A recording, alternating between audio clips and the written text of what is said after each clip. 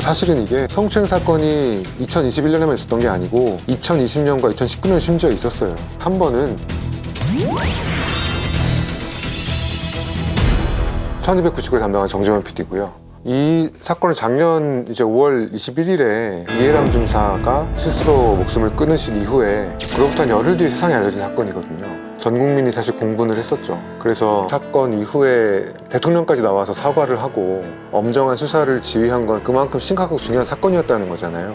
그럼 당연히 이제 잘 되겠거니라고 생각을 했던 거죠, 저도.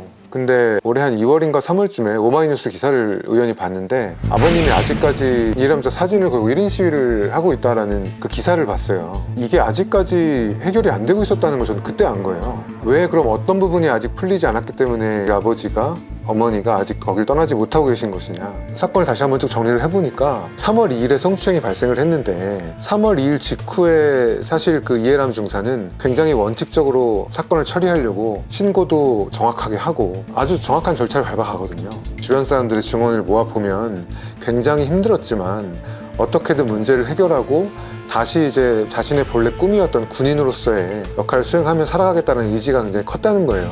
근데 왜 그 직후도 아닌 81일 후인 5월 21일에 이분이 스스로 목숨을 끊었느냐. 도대체 그 81일 사이에 무슨 일이 있었기에 이 일이 일어났느냐. 또 그거를 찾아가다 보니까 이렇게 오랫동안 시간을 끌게 된 것이 군의 의도성을 볼 수 있는 부분이고 어떻게 시간을 끌 수 있었냐의 핵심적인 요인은 뭐냐면 이 가해자가 불구속 상태로 수사를 받았다는 부분이었어요. 같이 사건을 검토한 모든 전문가들이 그리고 심지어 현직 국방부에 있는 고위 군법무관들조차도 당연히 구속수사를 했어야 되는 사안이라고 말을 하는 거예요. 근데 굉장히 기이하게 불구속이 결정이 됐고 그 불구속으로 인해서 시간을 끌 수 있었다는 거예요. 왜냐하면 구속 수사를 하면 송치 기한과 그리고 기소까지 기한이 정해져 있기 때문에 30일 안에 무조건 끝내야 되거든요. 그럼 이렇게 끌려고 했던 사람은 누구고 시간이 끌어짐으로써 유리해지는 건 누구냐. 그렇기 때문에 그 불구속이 어떻게 되었는가라는 질문이 가장 중요하고 핵심적인 질문이었고 그거를 풀기 위해 취재를 했던 그런 방송이라고 볼 수 있을 것 같습니다. 밀맥주님이 남겨주신 댓글인데요. 사건 당일 보조석에 탑승했던 송 씨는 술에 취해 추행 사실을 전혀 알지 못했다고 하는데 뒷좌석에 같이 앉아있던 노상사도 이를 인지하지 못했다는 게 쉽게 납득이 가지 않는데요. 사건 당시 노상사도 만취 상태였을까요? 그리고 운전자였던 문화사도 추행 사실을 인지하지 못했나요? 인지했는데 적극적으로 도와줄 수 없었던 걸까요? 어쨌든 사건 당일의 상황이 가장 중요하고 그 둘만 있어도 상황이 아니잖아요. 그러니까 여기에 대해서 저 자신도 많이 의문을 갖고 있었고 또 많은 분들이 그 점을 궁금해 해주시는 것 같아요. 일단은 상황을 설명을 하면 그 회식 자리 자체가 그 노상사라는 사람하고 그의 항공과학고등학교 동기인 민간인인 송씨 두 사람의 얘기에서 시작이 된 자리예요. 그러니까 뭐 후배들도 불러다 술 한잔 하자 뭐 이런 식으로 얘기가 된 거죠. 그래서 노상사가 가해자인 장중사한테 얘기를 해요. 장중사가 오기로 하죠. 그리고 나서 장중사가 이해람 중사한테 오라고 얘기를 하는 거예요. 근데 이렇게 얘기하면 이게 되게 자연스럽게 후배를 부르는 과정인 것 같잖아요. 사실 이건 굉장히 부자연스러운 과정이에요. 왜냐하면 이해람 중사는 그날 야간 근무가 예정이 돼 있었어요. 야간 근무가 아닌 이하사를 불러서 먹으면 그게 자연스럽잖아요, 사실. 근데 굳이 그 이하사 보고 야간 근무를 바꿔주라고 한 다음에 이해람 중사를 굳이 연락해서 부르는 거거든요. 그리고 당시 코로나로 인한 술자리 그 인원 제한이 4명이기 때문에 이미 4명이 차 있었어요. 근데 이해람 중사를 거기다가 추가로 부르는 거예요, 여기다가. 이 이유에 대해 아버지는 그냥 정말 간단하고 날카롭게 이렇게 얘기하세요. 술 따르라고 부른 거라고. 이렇게 이런 자리에 불려나간 적이 이분이 한두 번이 아니었던 거예요, 사실. 그래서 그 고통스러움과 그런 술자리에 가는 것이 얼마나 힘든지에 대해서 남자친구한테든 부모님한테든 여러 차례 사실 얘기를 해왔어요. 근데 그러다가 3월 2일에 이제 이 사건이 나게 된 거죠. 근데 그 술자리가 끝나고 이제 돌아오는데 차에 운전을 그 문화사라는 사람이 하고 운전자의 옆자리에 앞좌석에 민간인 송씨 보조석 바로 뒤에 이제 노상사 그 옆에 그러니까 뒷좌석 가운데에는 가해자인 장중사가 앉고 뒷좌석의 제일 왼쪽에는 이해람 중사가 앉아 있었던 거죠. 문화사는 술을 전혀 먹지 않았고 송 씨는 만취 상태였던 게 확인이 되고 노상사는 술을 먹었지만 만취 상태는 아니었던 걸로 확인이 돼요. 근데 추행이 시작된 거는 송 씨가 내리고 나서 시작이 된 걸로 보이고 근데 그 시점은 그 전이었을 수도 있어요. 왜냐면 우리가 언제부터 추행이 있었다라는 걸 알 수 있는 거는 블랙박스에서 이해람 중사가 어떤 의사표현을 했을 때 이제 그거를 추측을 하는 건데 확실한 거는 노상사가 뒷자리에 앉아 있을 때 분명히 추행이 시작되고 있었다는 거예요. 과연 몰랐을까 노상사가? 그 생각이 들고 그 다음에 노상사가 내리고 나서 그때부터 사실 극심한 성추행이 시작이 되죠. 근데 그때 문화사도 과연 몰랐을까? 왜냐면 뒤에서 분명히 말을 하잖아요, 이 사람이.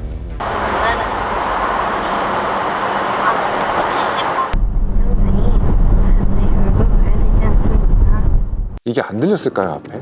근데 이 노상사도 그렇고 문화사도 그렇고 자신들은 알지 못했다고 진술을 해요. 근데 이제 특이한 게 송씨를 내려주고 그 다음 노상사 집을 들렸다가 영내로 돌아가거든요. 남아있는 세 사람이 영내에 살고 있으니까. 근데 노상사가 내릴 때 특이한 행동을 하죠. 그래. 야, 내일 보자. 선생님 내일 뵙겠습니다. 하나 앞에 타. 안 타도 돼. 안 해도 돼? 안 됐어. 앞에 가서 타 라고 말을 해요. 근데 올 때는 자기도 앞자리로 안 왔잖아요. 셋이 뒤에 좁게 앉아가지고. 자기가 내리면서는 오히려 공간에 여유가 생겼는데 장종사 보고 앞에 가서 앉으라고 구태여 얘기를 하는 거예요. 수사관이 나중에 수사할 때 노상사한테 물어보죠. 당신 그때 그런 말을 했는데 혹시 이거 알고서 얘기한 거 아니냐. 근데 노상사가 이렇게 진술해요. 아니다. 그냥 했던 말이다. 근데 그것도 사실 좀 이상한 부분이 많죠. 하울님이 남겨주신 댓글인데요. 이해람 중사님이 극단적인 선택을 하신 날이 왜 꼭 혼인신고를 한 날이었을까요? 남편하고 둘이 차를 타고 둘의 숙소에 왔다가 남편이 근무를 나가고 나서 그날 밤에 이제 일이 일어나는 거거든요.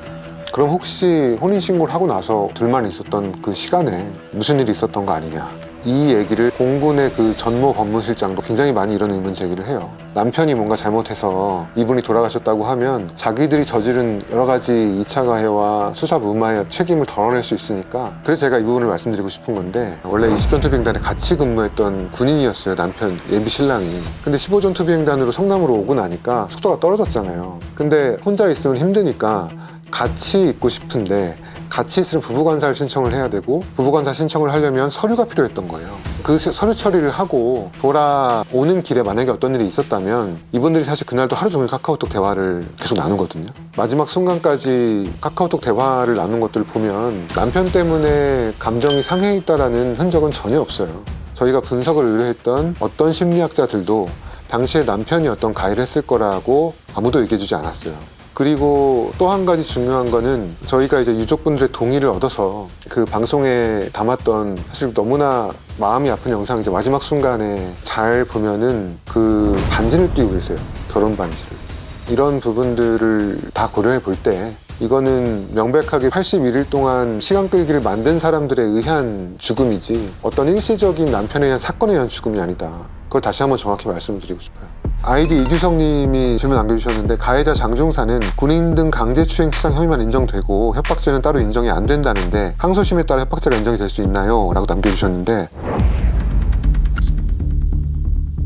가해자인 장중사는 1심에서 강제추행 치상과 협박죄 두 가지로 기소를 당했는데 군판사는 1심에서 협박죄는 무죄라고 판단을 한 거예요. 가해자인 장중사는 강제추행 치상만 유죄가 나오면서 9년형이 1심에 선고가 됐고 그러니까 이중살인 사건 이후에 이 군사법체계에 대한 여러 가지 문제 제기가 많이 되면서 일부 바뀐 게 군이 고등범을 운영하지 말자라고 결정이 돼서 올해 7월부터 군이 고등범 운영하지 않게 됐어요.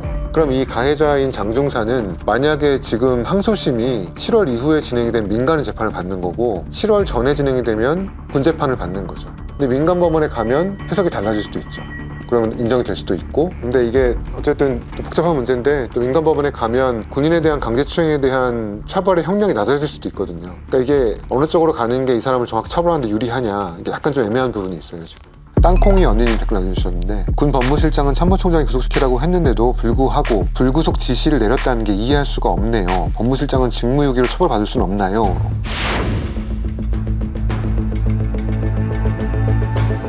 일단 직무유기에 대해서는 불기소가 됐고 이게 혐의가 완전히 없다 이런 판단이 아니고 그거를 기소를 할 만한 충분한 증거가 없다라는 부분이에요. 그러면 이제 이 전모 법무실장은 자기는 기소조차 되지 않은 사람이기 때문에 죄가 없다라고 주장하는데 만약에 수사가 정확하게 이루어졌다면 그 주장에 대해서 합리성을 의심하지 않죠. 근데 수사가 제대로 이루어지지 않았다고 사실은 모두가 말을 하고 있기 때문에 그 불기소 결정 자체가 의미가 있는 것이냐라는 질문을 다시 한번 제기할 수밖에 없고 또 하나는 사실인 부분과 추정인 부분이 있어서 판단해 보셨으면 좋겠는데 공군 내부에 제가 만난 많은 분들이 어떤 얘기를 하시냐면 전모 법무실장은 사실은 예전부터 굉장히 논란이 많았던 사람이거든요. 원래 다른 군의 법무실장이 하는 평균적인 임기가 2년인데 훨씬 넘겨서 5년째 하고 있는 사람이고, 공군 법무실장이 원스타를 달아본 전례가 없어요. 참군 이래 최초로 법무실장이 원스타가 된 사람이에요. 제가 군에서 이렇게 쭉 얘기를 들어보면은 이 법무실장은 인맥이 어떻게 보면 튼실한 사람인 거죠. 누나가 공수처장의 가장 유력한 후보 중에 한 명으로 꼽혔었고, 또 매형은 현직 대법관이고, 그리고 이 사람의 형은 현 정부의 청와대 비서관으로 있던 사람이고, 그리고 동향 출신의 여권의 유력한 의원이 이 사람을 준장 진급을 시키겠다고 어떤 자리에서 말했었다는 그런 증언까지 저희가 확보를 했었어요. 그리고 사실은 이중사님 사건이 일어나고 나서 참모총장도 자기가 어떤 형사적 책임을 지고 처벌받은 게 아니라 도의적 책임을 지고 물러나는 거잖아요. 근데 수사 지휘 책임자가 형사처분은 고사하고 도의적인 책임조차 지지 않고 자리를 보존하고 있다. 어떻게 이럴 수가 있느냐라고 얘기를 하는 거예요. 저희가 만난 군법무관들도. 근데 어떻게 이게 가능했느냐라는 부분에 대해서 이런 식의 배경이 작용하지 않았겠냐는 이야기들을 저희가 취재 과정에서 많은 분들이 해주셨죠. 하지만 그 부분은 추정이기 때문에 저희가 방송에 그 내용을 담지는 않았습니다. 유족이 고소를 하거나 혹은 국방부 검찰단이라든가 특임 공검사가 선별을 해서 수사를 진행했던 대상자가 38명이 있었어요. 직접적인 가해자, 그리고 그 부대의 2차 가해자, 그리고 그 지휘체계에서 역할 제대로 하지 않은 사람, 그리고 15전투 비행단으로 간 이후에 피해 사실을 알리거나 괴롭히거나 했던 사람, 그리고 이 수사하는 과정에서 이 수사에 대해서 지연을 하거나 허위 보고를 한 사람 다 정리를 하니까 38명이었던 거예요. 근데 그 중에 14명이 기소가 돼요. 원래 15명이 기소가 됐는데 노상사가 자살을 했기 때문에 결과적으로 14명이 기소가 돼요. 14명이 기소가 돼서 지금 시점에서 8명이 재판을 받았는데 그 중에 4명은 무죄가 나왔어요. 유죄가 나온 사람들은 직접 가해 증거가 있는 사람들이거든요. 그 중에 하나가 장중사 같은 사람, 노준희 같은 사람, 이런 사람들이에요. 그리고 나머지 2명은 군사경찰단의 단장과 중앙수사대장인데, 제가 봤을 때 이 중에 1명 정도는 나중에 2심이나 최종심에 갔을 때 무죄가 나올 가능성이 굉장히 높아 보여요. 결과적으로 이 사건이 끝났을 때 유죄를 받은 사람 제가 봤을 때 38명 중에 많아봤자 한 4명 정도 되지 않을까라고 생각이 돼요. 어쨌든 뭐 기소가 14명 됐다고 하고 징계도 한다고 하니까 마치 그냥 뭔가 되게 정확히 되고 있는 것처럼 보이지만 81일 동안 말라 죽어가도록 만든, 이렇게 긴 시간을 끌게 만든 이 수사를 책임졌던 사람들에 대해서는 사실상 제대로 처벌을 받은 사람이 한 명도 없다는 거예요. 그리고 그 수사 지휘 책임자는 기소조차 되지 않았던 거고요. 그러니까 이건 정말로 끝까지 이게 어떻게 되는지를 꼭 지켜봐야 된다고 생각을 해요. 사실은 이게 성추행 사건이 2021년에만 있었던 게 아니고 2020년과 2019년에 심지어 있었어요. 한 번은 이 레이더 정비반의 책임자가 노준희라는 사람인데 그 사람이 한 가해였고, 그리고 또 한 번은 레이더 정비반에 파견을 왔던 윤준이라는 사람이 저지른 성추행이었어요.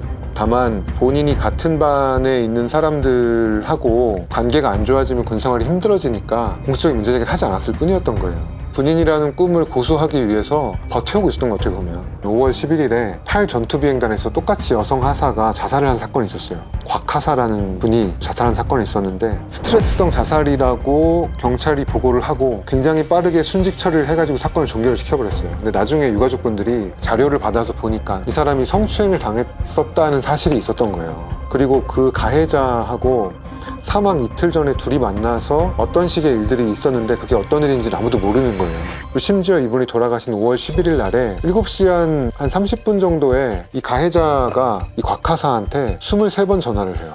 전화를 안 받아요. 그러니까 이 가해자가 숙소에 찾아와요. 찾아와서 문을 두는데 문을 안 여니까 방범창을 뜯고 자기가 들어가요. 뜯었을 때 이분의 시신이 보이는 위치에 있었거든요. 그러면 신고하면 되잖아요, 그 시점에라도. 근데 굳이 거길 들어가서 시신이 있는 자리를 지나쳐서 방을 한번 봐요.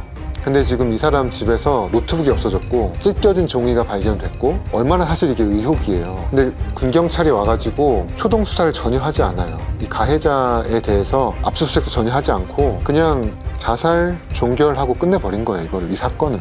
저희가 사실 그 사건을 취재를 하려고 그랬어요. 근데 그 유가족분들이 저희가 취재 요청을 드렸을 때 그때까지도 군을 한번 믿어보겠다고 했는데 아무것도 진행이 안 되니까 저희한테 연락을 주셨는데, 그 시점이 저희가 방송을 한 일주일 정도 앞둬서 더 이상 취재를 할 수 없었던 시점이었어요. 어쨌든 많은 분들이 이 곽하사라는 분이 8 전투비행단에서 5월 11일에 돌아가신 사건도 여전히 아무런 의혹도 해소되지 않았다는 거를 꼭 기억을 해주셨으면 좋겠다. 여성 군인에 대한 성추행이나 강제추행 같은 것들이 사실은 수면 위로 드러나지 않은 게 대단히 많을 거라는 생각이 들었어요. 이번 취재를 하면서. 이런 부분에 대해서 제보를 해주신다면 저희가 책임감을 가지고 밝혀보겠다는 말씀을 드리고 싶습니다.